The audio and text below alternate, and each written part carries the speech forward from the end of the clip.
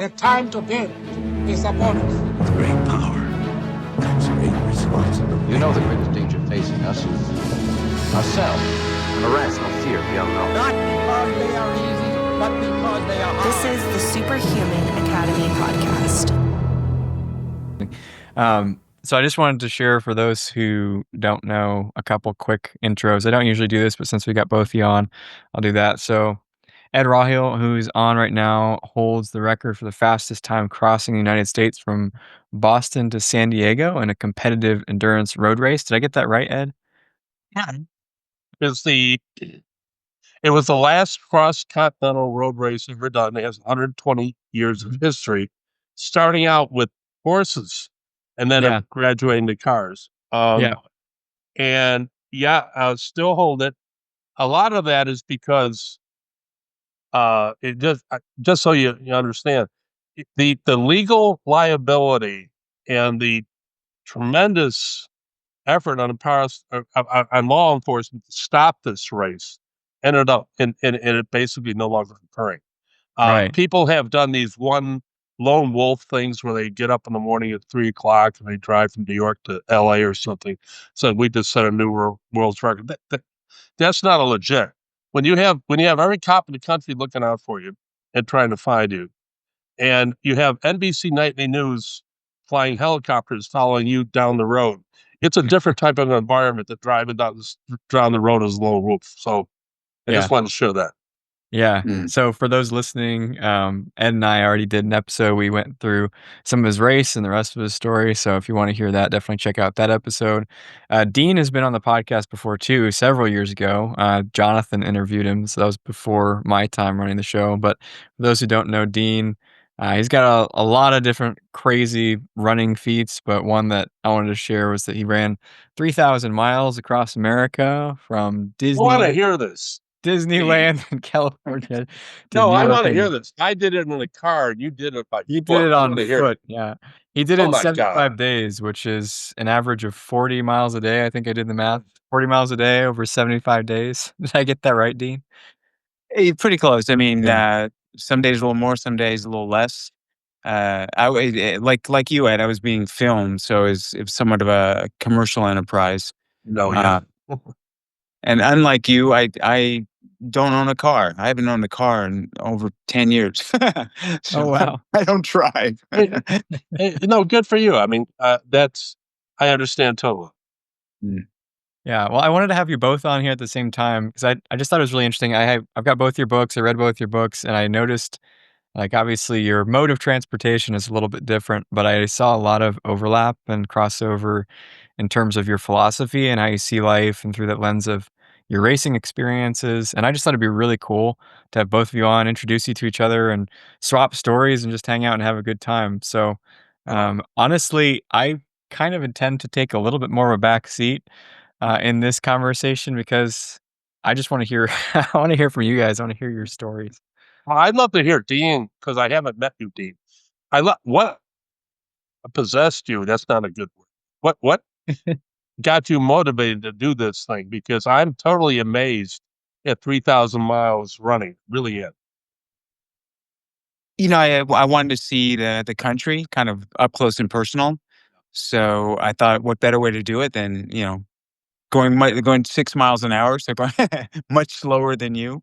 And I wanted to meet people along the way and, kind of see what America was all about. It's such a diverse country and, running across the country and probably the same, I don't know if you probably never stopped. I mean, you were probably on a mission to set this record. So it's probably a very different experience for you. But for me, I got to speak to people. I got to kind of see how they lived in different areas of the country, what they ate, all of it, how they spoke. So it was more than just running. That's for sure. It was more like an experience, kind of like what you had. It was, you set a record doing what you did, but it was so much more than that. Look, it was a culmination, and I want to ask you a question, Dean. This is the races that people don't understand a lot about American history. The concept of cross-continental racing started really in the 1860 with the Pony Express. And that was not a race. It was just getting mail across the continent as fast as you can. And it came to an end. That came to an end with the Civil War. But after the Civil War, there were tens of thousands of ex-soldiers who, some of which didn't have homes to go anymore, and they basically headed west. At the same time, a lot of ranchers and people started developing the West, and they had employment, with these ranches, and they would buy a horse, buy a gun, buy a saddle, and they'd travel from ranch to ranch making a living. But what typical single men is that they would always chide each other, and they would start these races. First, they were 500 miles. I'll drive Dodge to Kansas City or something. And then they turned into 1,000-mile races. The last great one was 1893 to Chicago, where Buffalo Bill Cody, basically had sponsored the race and was going to give the winner a gold-plated Colt 45, and he did that. And that was the last one. But the reason why it was the last one for horseback is because, the railroads, barbed wire fence, the cowboy was going away. You no longer needed cattle drives. You no longer needed anything like that. And in 1904, a group of men in New York City challenged each other to a race from New York to Portland. And that was the beginning of the cross-continental road racing going on. And if you, in my book, and if you look it up, the state of Oregon has these two impressive monuments honoring that first race. And so that was what I'm trying to explain here, and I'm a little older than you, is that I was a part of that culture, that 100-year culture, that racing was part of an American dream. But on your end of it, I'd like to know what possessed you to did you start out in LA? Where did you start out? Yeah, I started off in LA, and I headed east. I did something else kind of crazy. One time I started running from New York City back to San Francisco, and I realized that that's the wrong direction to go because the jet stream predominantly heads from the west coast to the east coast. So you're running into a headwind. And I imagine that was, especially the further west you got, it was somewhat of a factor for you as well. I mean, it's going to slow you down to some extent having a headwind. And I know in the western states, where it's flat and the wind is a factor, you probably had a headwind. I'm not sure what time of year you're. Actually, yesterday, can I just let her inject this? June 3rd, yesterday, was the 41st anniversary of my victory at this race. And every year that goes by, I still hold the world's record because no one's been able to do it yet. But the point that I'm saying is that what I admire about you is the sheer. All I had to do was grit it out for a day and a half. You had to do it for what? How many days? It was 75. Yeah. Holy! I mean, I just admire you for, and having had a little bit of experience of competitive cross country and track when I was in high school, I appreciate the demands on the body that you went through. I'm just amazed, and my hats off to you.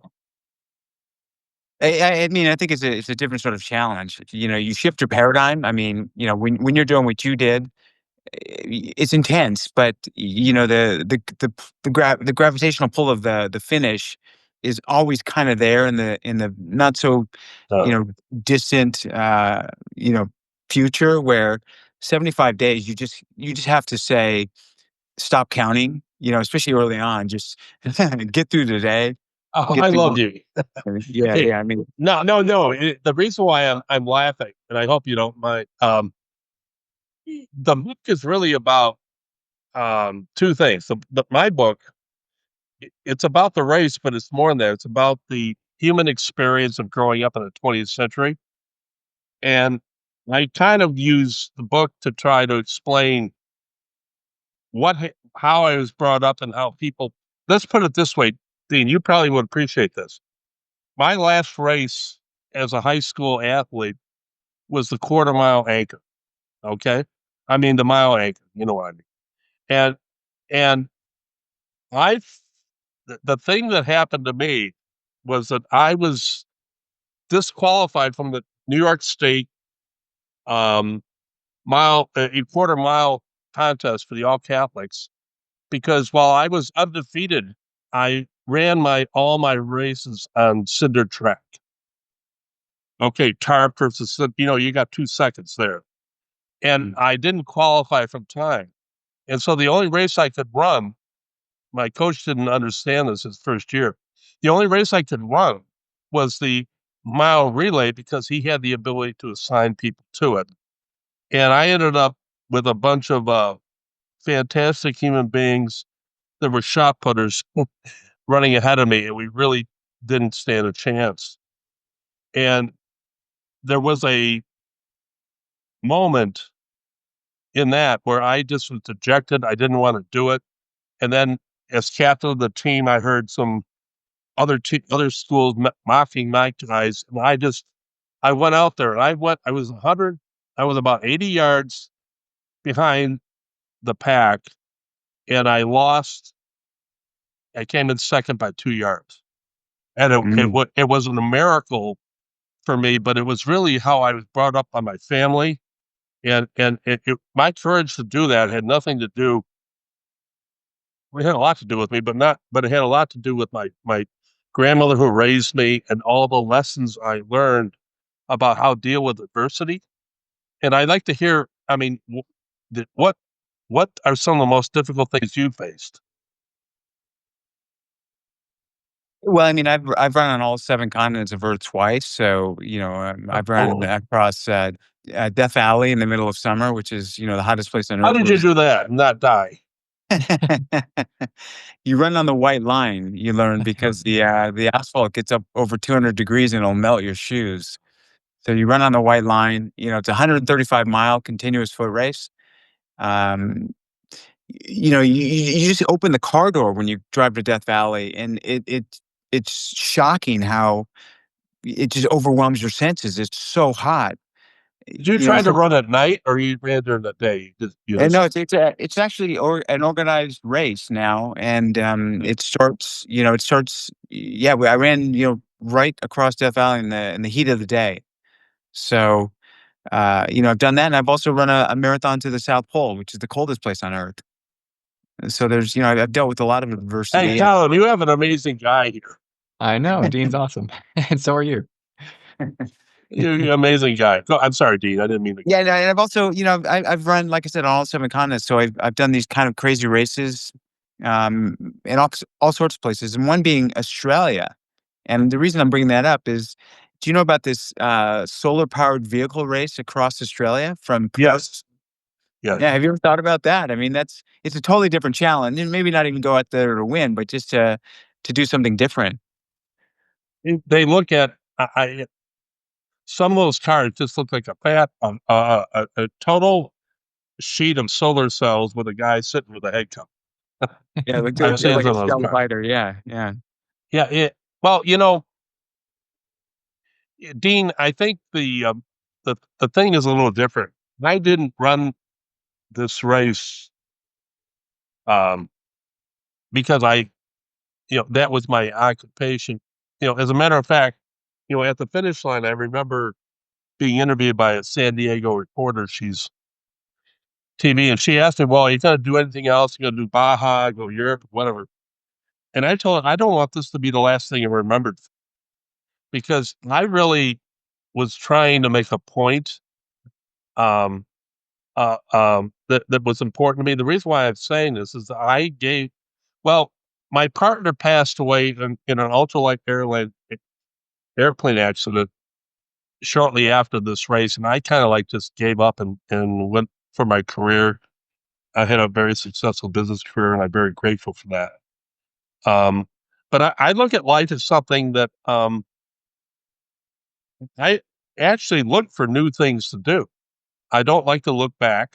I do it in this book because I'm trying, Dean, and this is kind of like convoluted, this conversation, but this book started out as a letter to my children, 4 of them. And they knew nothing about me prior to my meeting their mother. And I basically was writing a letter to them, and it just catapulted into becoming a novel. And right now, I have a new company I formed. It's called 1 Mile Productions, and we're actively pursuing a movie deal to try to get this thing into a film. The debate with my staff right now is, do we want major studios or independents? But I'll let them figure that out. And because I want to talk about what you know more than anybody else, life is like a relay race. This is the message that I wrote the book for, and I hope you can give me your comments on it. I look at, we all are in a race, the human experience. There are runners who have their leg before us. They have the baton. They're doing everything they can to do it the best they can.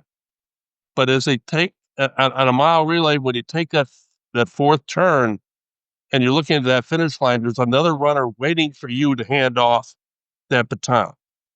And my message is that is where I am in my life right now. I'm looking to hand it off to the next generation. So I'm going to do the book and the movie to try to communicate that message. Because I think the only reason we're here, the only reason we're as advanced as we are as a human race, is the people who came before us and led us there.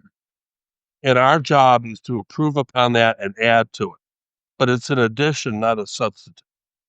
And so my book is really more a message about life and what it's all about. I would say there's a lot of similarities there. I mean, I'm in Athens, Greece right now. I'm 100% Greek.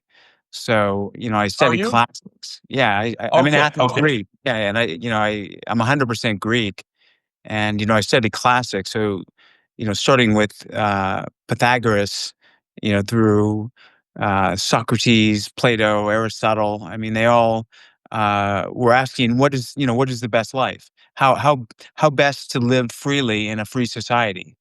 So I've perpetually asking myself that question, perpetually seeking answers. I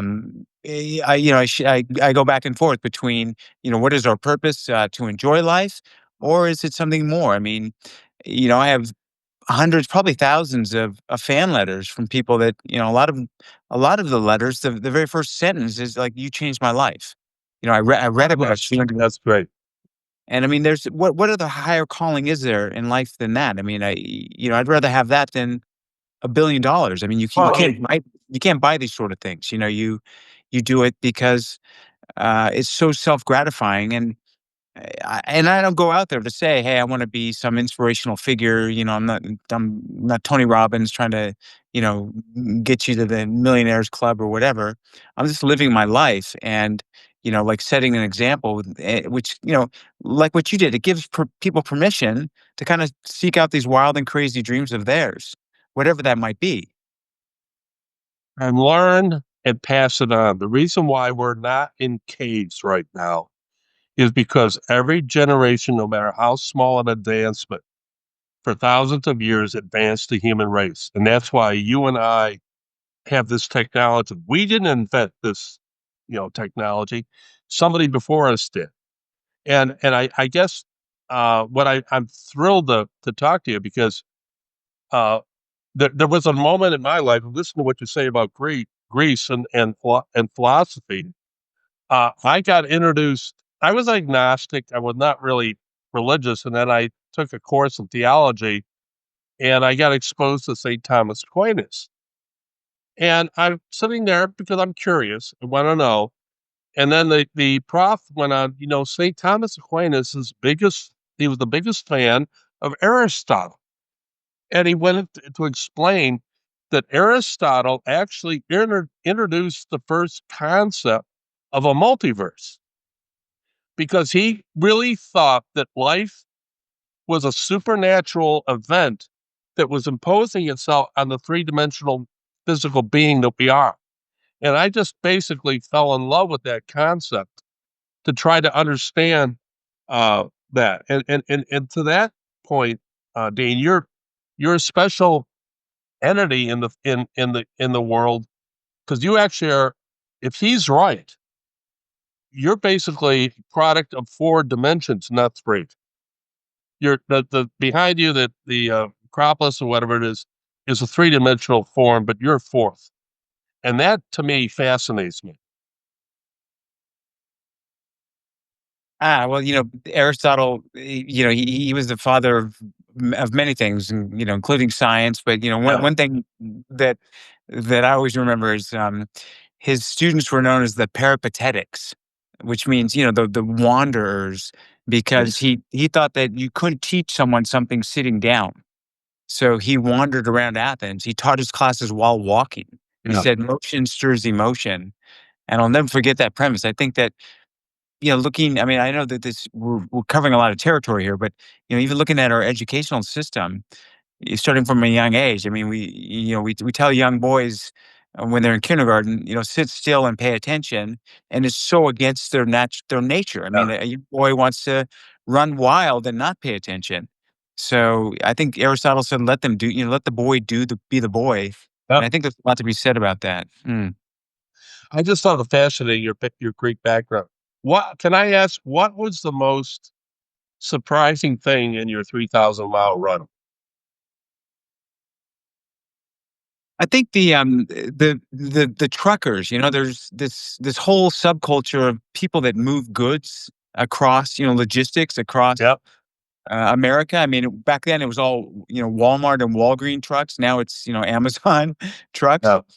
But I didn't realize, they communicate with each other pretty closely. So, they're on CB radios. I don't know what the technology is nowadays, but they all were saying, "Hey, when you go by this crazy guy, there's this guy Dean Karnazes out there running. Not after you pass him, not before, because you're going to scare the crap out of him. Give him a honk." So they'd always give me 2 honks after they passed me, and I thought that was so endearing. Yeah. That they were more interested in causing me problems. Um, they were having fun. They were having fun. Yeah. It's a culture, and I think they still use CBs. Reason why? It's kind of a below the awareness. They like it because it's their own personal network, and people think everything's cell phones, everything's that, and so they have their own little thing they do that. So I think they still use it. But they were. We had to develop some unique ways to deal with them. They were having a lot of fun. Um, when's the last time you ran across country? I mean, I still do a lot of racing. So, Yes. just last weekend I did a 110-mile race here in Greece, from a place called ancient Nemea to ancient Olympia, where the Olympics began in 776 BC. So that was the finish line. And it's 26 hours of straight running. You run straight Okay. through the mountains. How do you handle? What I understand. I was, I'm a hell of a lot heavier than I was. I was cross country. There, you hit a limit around 18 miles where your body starts digesting itself. How do you handle that? You slow your pace. Okay. You remember that. You try to conserve. I mean, when you're running for Yeah. 110 miles, when you hit the wall, typically around, the first wall, typically around mile 18 or 20, Yeah. you remind yourself that, hey, I've been here before. You Okay. feel like you die in the moment, but you've gotten through it before. So, just believe in yourself. Keep putting one foot in front of the other. Something I do is I try to be in the here and now, the present moment of time. Yeah. And I just focus on my next footstep. So I don't think about how much Yeah. further to go. I don't reflect on the past. I'm just present. And so rarely are we in the present. I mean, even now, Yeah. as we're talking, you're listening to Dean, but you're thinking, what's for lunch? Did I feed the dog? Did I pay the bills? Our minds are so active, and I really try to quiet my mind and just focus on my next footstep. And it's It- almost like a den-like trance you can put yourself into. I identify with that. In the book, I basically I had been arrested twice, taken to court, broken down, and this is all during the race. This is why the accomplishment of the amount of time we did it was amazing because of all the delays. And my co-driver passed out. He was a mechanic. He had worked for 2 days, get the car ready, and I pull over to the side of the road in Missouri, near Rolla, Missouri, and I just got out and I got on my knees and I almost started crying. I couldn't do it. And something came over me, and maybe you've experienced this too, that moment you just talked about 18, 20 miles, where you just kind of settle down and say, and I remember the reason why the book is called 1 Mile at a Time is I remember saying to myself, I've got 2,000 miles to go. We're going to do it 1 mile at a time. And I think that short, when you're dealing with adversity that's challenging, your explanation of how you did it is really the key to doing that. It's really take it 1 mile, one step, one moment at a time. Yeah, there's an ultra marathoner, Stu Middleman. He's a little bit older now, but he set the record for a 1,000-mile run. And a reporter asked him, "How did you run 1,000 miles?" And he said, "I didn't. I ran 1 mile 1,000 times." So to your point, I think that's a similar mindset.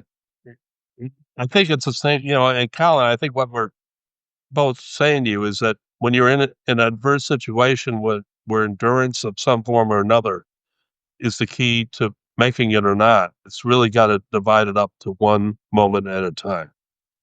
Mhm. You know, um, and so Dean, you obviously have mastered that. Now, are you living in Greece or are you just visiting for now? No, I'm trying to live here on a semi-permanent basis. I still have, I'm from California, so I still have Yeah. a house in California. But Greece is the birthplace of the marathon, and Yeah. I've run I don't know, over 300 just regular marathons, and I can't believe how many marathoners don't realize that marathon is an actual place. Like they don't know the Yeah, history. There I was a know. back. I I mean, yeah. no, look, I'm so on your page. I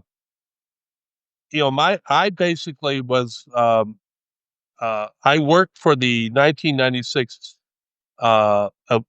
Summer Olympic Games in Atlanta. I was responsible for the Centennial Olympic Park project, and I was responsible for getting that built. But the thing and we're the only Olympics that ever made money. We had no government funding. But the thing I've always wanted, I said, why don't we just create one location in Greece and honor the concept there and have the Olympics every 4 years there? And I don't understand why the world doesn't think that way. There is a movement to do just that. There is a movement, yeah, because I mean, it's the Olympic curse they call it. I mean, I think Atlanta is, to your point, is the only Olympic Games that actually didn't rely on government funding and taxpayer money. Yeah. That made money. I believe. Yeah. Most Olympic cities end up deeply in the red, and it's kind of a catastrophe. And then the property where the Olympics are developed goes. It typically goes derelict. Yeah, it does. Yeah. The Yeah, thing is, I just went. yeah, Greece.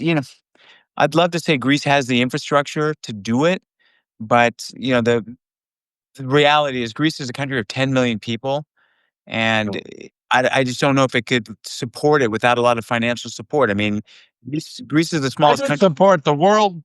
The World Organization for the Olympics can help put the seed money in for the infrastructure.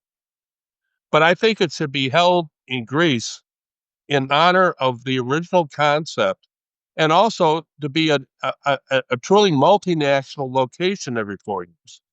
You see what I'm saying? There's no I reason why we can't fund it. And then it's you're done.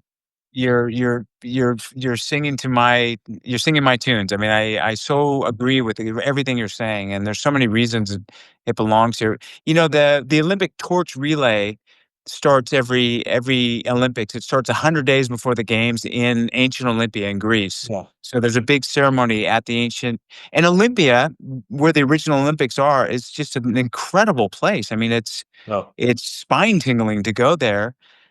So they do have the ceremony every year, every 4 years, in ancient Olympia. But as far as the games themselves, they next time 2028's LA, and then 2032 is in Brisbane, Australia. Yeah. I also would like. I would like to have. Can I just be so forward to say I'd like to have 2 classes of events at the Olympics, and one of them is the classic events. I think we have too many Olympic events that are really not athletes. I grew up, riding horses, but when you have an Olympic event where you have equestrian medals given out, I got news for you. Those are the horses winning it, not the riders. No, I'm Yeah. serious. You know what I mean? I love horses, but I just don't understand the thought process that goes. I don't know. It's kinda interesting to hear from someone who drove a car across the country. Well, you know, um, that's one of the things that to digress for a second. One of the things that is kind of in my mind with NASCAR, Formula One, and even the Indy 500 is that we have lost. I got to tell you, a lot of the victory is the computer programs going on in those cars. And I just miss. Yeah, the drivers make a difference, but it's not as much as it used to be. And so I've actually lost a little bit of interest in modern day Formula One, especially. I watched the Monaco F1 Formula One, and I was really disappointed. There's no way those cars should be on that road. Those cars are just hyper horsepower. They need to get them down so that the drivers are taking over. If you watched any of that, you were saying, yeah, you really recognize those cars didn't belong there. And all right, I'm going to. Thank you for letting me go off on that. I can tell you're passionate about the subject. You got a lot They later, don't man. belong. Those Formula Ones do not belong in Monaco. I'll tell you. If you had less powerful cars, you would have better racing. That's all I'm saying. So are you living in Greece now, or what? You said you're moving there. I'm spending most of my time here when I can. I'm still traveling. I still travel globally. I still travel to the U.S. quite a bit. But the good thing with Greece is it's kind of right in the middle of the East and the West. So you can get to, Asia if you need to get to Asia. You can get to, Dubai or Abu Dhabi very easily. You can get to, Africa if you need to get to Cape Town or Cairo, as well as you can get to, the Canada or the U.S. pretty easily. So it's, Athens got a great international airport. Yeah. A couple decades ago, I went to Santorini, which was I think it was, to me, it's the most beautiful island I've ever been at. And I went and looked at the ruins. The people that I'm really aware of what's going on there. It's not Pompeii or Herculaneum. This place actually got buried too by a volcano. And I really have an interest now that once I get this thing done and hopefully get a movie out of it, I want to do a little traveling for some of the ancient sites in the Mediterranean. The Göbekli Tepe in Turkey is 12,000 years old. And I just want. Yeah. Santorini, the island you speak about, and the Yeah. place you went is Akrotiri, Yeah. which is actually, it was a female-run society. The men were seafarers, Yeah. and they'd go out, and so it was beautifully decorated. And also, that was the first time that they developed technology to put lids on toilets. The women said, Yeah. "It reeks in here, guys. Like we go out to sea, go do your your trading, and we're gonna fix this problem." They put lids on toilets. So, and you're right. Santorini is Atlantis. I mean, that's the lost island of left. I Yeah. I think you're 100% on the Legend of Atlantis. When Mm. I toured, I felt this was probably what they were talking about. Um, and then, but it was a tremendously devastating thing. I don't understand. Do you know how long ago was that devastation? When Santorini blew up? Was it It was it 3,000, was 2,000? it was about 3,500 years ago when the lid blew. So There. Yeah. it was before Pompeii. Much before Yeah. Pompeii. Yeah, and different than Pompeii in that they think there were some warning signs that this thing was going to blow because they never found any human remains on Santorini. So they think they all got off the island before the lid blew off. Or I hope they Pompeii, didn't go to Crete because they cut that blow up, kind of ruined Crete. they went to Crete. The Minoans went to Crete, and the problem is that the shadow from the volcano eventually kind of it ruined Crete as well because they couldn't grow their crops because there was this big cloud. So then they went to mainland Greece, and then from mainland Greece they went to Troy. So that's where the Odyssey began, the Iliad and the Trojan horse, and Helen launching 1,000 ships and all of that. If you guys don't mind, It's fun. if you Go guys ahead, don't Colin. mind digressing a little bit, I had one question that I've been holding on to in my head for a while here. I'd love to jump in with, which is for both of you, the similar philosophy of the 1 mile at a time type of thinking, especially as it comes to facing life and facing adversity. I'm curious about the internal process. You hinted at it a little bit, Dean, earlier, but I'd love to get a deep dive on what that looks like for you when you're in the moment, and what does it look like inside your head when you're thinking about just getting a little bit further to a very distant finish line? For me, I mean, there's a saying, embrace the suck. So when things get difficult, I come to life. I celebrate it. A lot of for me, it's very symbolic because it's pain. I mean, when you're running, you enter the pain cave, and I don't shy away from it. I delve into it headlong, and I say, this really sucks. Like, is this the worst you've ever felt? Like, right on. This is probably the worst you've ever felt. I wonder if you can even feel worse than this and still keep going. So I kind of celebrate the pain instead of trying to shy away from it. And I view it as a challenge to overcome, like any other challenge. Does that answer your question? It does, yeah. I was sorry, I was turning to Ed. I was curious how he would jump Oh, in on no, that. I identified. There's so much in common. I have, there has been in the book. I go through a number of things that I just feel like I was blessed because there's a couple of situations where I wanted to give up, and it had nothing to do with racing. It had everything to do with effort. One of them when I was very early in my career was the company I was working for was going to go out of business because of a lawsuit and a patent violation. And I was going to be let go, but my boss asked me to spend 2 weeks looking at that after 4 years of lawyers not being able to do it. And I got up. There was a moment when I just wanted, screw it. I need to get a job. I'm out of work in 2 weeks, but I got up at 4:30 and I went into the office. And by 5:30, I found the patent. I was able to break it after 4 years. And it was only because of that one moment that Dean was talking about. That one moment, instead of turning over and going to sleep, I said, I'm going to take one more look. And it blew the lawsuit out of the thing. 200 jobs were saved.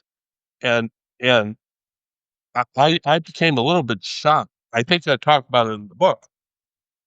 When I found out what I had just done and the jobs I saved by doing it, I was scared because Dean, it's kind of like it's kind of like you just after the event you realize that something devastating was going to happen that you didn't know about. It just I sat back and said, if I hadn't gotten up that morning, those guys would be out of work right. It was kind of a thing, and that's kind of the approach I've taken towards life. The race would have had a lot to do with that. I really wanted, to quit, but we did. And so I think, Collin and Dean, there is the courage and the willpower to go that one extra moment, which Dean's talked about, is the key between victory and becoming an also. Yeah, thank you for sharing your perspectives on that. I went through an experience recently, and I probably won't get too deep into it right now on this episode, but um, I went through a pretty difficult experience recently, and what I found to be kind of my lifeline, I'd be curious how you guys would relate with this, but was as I would experience pain in some format, some emotion coming up, what I found to help me to survive and get through it was just notice and accept. Notice, accept, notice, accept. And it was just that over and over and over again. And Dean, what you said about embracing the suck, I guess it was kind of that. It was like the acceptance and embracing. Yeah, even though I didn't want what was coming up, I didn't like what was coming up, I didn't ask for what was coming up. There was a moment of choice for each one of, do you embrace it? Do you accept it? Or do you try to resist the reality? That is a go, Dean. I mean, that's a very stoic approach, and that you can't control external events. What you can control is the way you respond to them.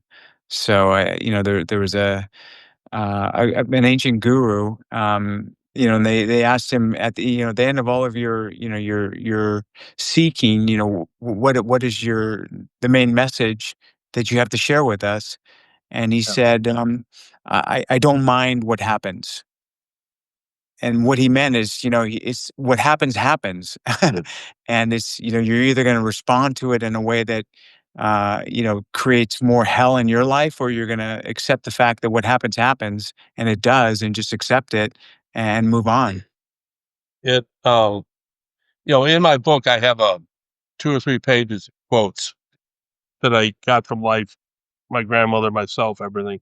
And one of the things that ties with what you're both talking about is that you will be measured not by the outcome of your effort, but how you approached it.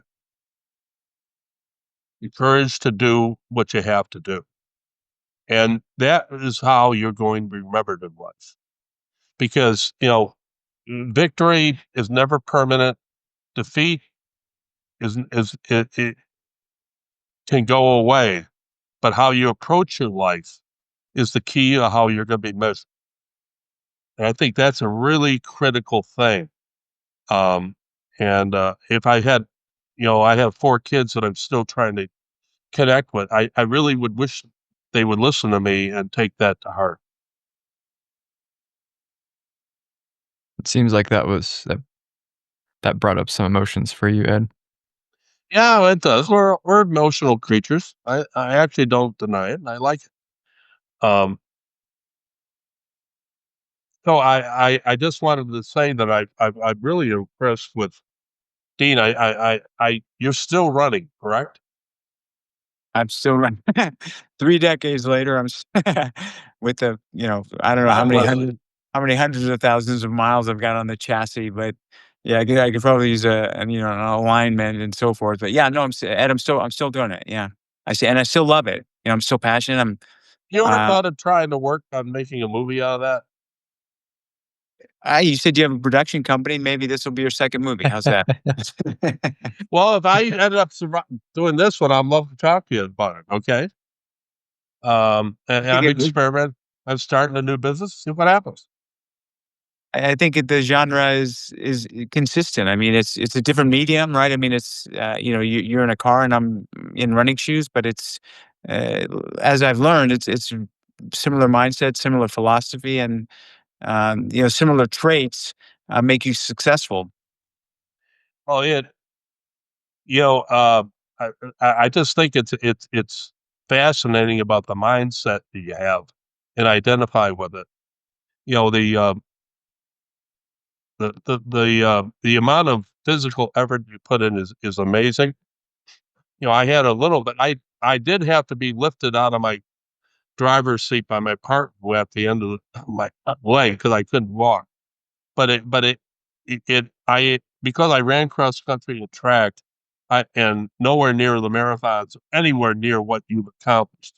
But I have at least some kind of inkling and an appreciation for what you did. Well, I appreciate that, and I think when you're in the game, life is more simple because even though you're managing a lot of moving parts, if you will, you know what's expected of you. I mean, you're trying to set a record. I mean, for me, there's a starting point and there's a finish point. So the rules of engagement are very clear. It's not easy to get between point A and point B, but at least you know what's expected of you for success. I mean, life is not like that. I mean, life, the rules change, the finish line moves around. You're never quite sure if you're going in the right direction. So, doing these long races to me is very cleansing in that regard. I mean, you come out of it almost renewed because it's such a simple concept. Just get from Boston to LA as quickly as you can, and you know what's expected, and you work toward that goal. So, while it's happening, there's a certain, magic to it. And, to me, it's not you that you set the record even. It's a journey you had along the way. Every race to me is bittersweet. Yeah, you made it to the finish line, but the journey's over. So, yeah. Why don't you have you written a book yet? Yeah, I've got them both right here. No, I don't have it. Yeah. I need to get it. I'm going to get it right. What I'm saying though, uh, you've got a story that I think needs to be told, and so think about how you can advance that story, whether it's going to another media outlet or something. Okay, I can't advise it because I'm right now on my journey, and and I'm learning it's a hell of a lot harder than I thought. But you know, just think about that, Dean. Okay. Well, maybe I can get you to Greece and we can have an ouzo and we can talk about it. I am going when I'm done with this. I'd love to do that. When I'm done with this, what I want to do is I want to do a circuit around the Mediterranean. I want to see Herculaneum more than Pompeii. I'd like to go Göbekli Tepe. I'd like to go back to Santorini. I want to go back to the Acropolis in Athens because I really Tony right now something, Dean. There's no way that the civilization that built that stuff hadn't been around for a hell of a long time. You know what I mean? That I think our human race is a lot older than people realize, and I want to explore it. I'd love to go up the Nile, to the upper Nile and that. But I like to kind of appreciate, who we are and and and learn something about it. So maybe I will end up bringing. You never know. Well, if you guys get a movie deal and, you make it happen, I want an invite to that first screening. For introduce Absolutely. You Collin, you want a commission for making the deal, like, putting the connections together. It's okay, I'll just watch the movie, you don't need to pay me for it. Collin, thanks a lot for everything. Yeah, it's really been a pleasure having you guys together. We only have a couple more minutes here, and I love giving people the opportunity just to share what is the if you could just insert one message into the mind of every person on earth right now, like something that they could hold on to and take with them, what would that be? I mean, I would say, never stop exploring. So whether that's your physical limits, your mental limits, have the mind of a child where you see everything fresh and new and you're constantly seeking. I like the mild of the child thing, Dean. I think on that basis, I just realize that take a moment and realize you're alive. This is a gift that's given you that is going to end. It had a beginning. Cherish it. I mean, right now, I could go back and just all the problems in life, but the fact of the matter is, you're alive. You have the experience. Going back to Aristotle, you may very well have a fourth dimension in you that's showing you what the beauty of existence can be. And I just say, appreciate it. Well, I appreciate both of you so much for helping me on my race and encouraging all of us to take one step at a time, 1 mile at a time. Thank you both. Thank you, buddy. Bye. The Superhuman Academy podcast is hosted by Collin Jewett and designed and edited by Army Cinco, with original music by Joshua Schunig and voiceovers by Corey Page Schunig. That's me.